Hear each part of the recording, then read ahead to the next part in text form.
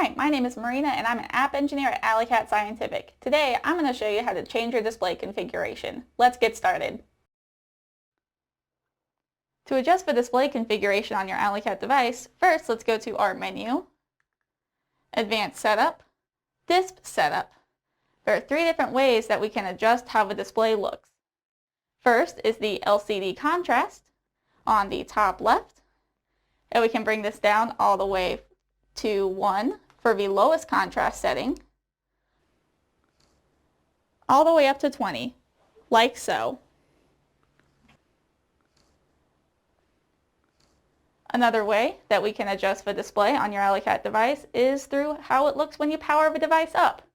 Power up lit will have the display lit up when you power on your device, whereas when you press that button, you will have power up dark, so the backlight will not turn on when you power on your device. Now, the final way that we can adjust the display is through this third option, Rotate Disp. So if we click the top right button, we can change this to either our default or inverted, which will flip the display 180 degrees. So we can click down and set.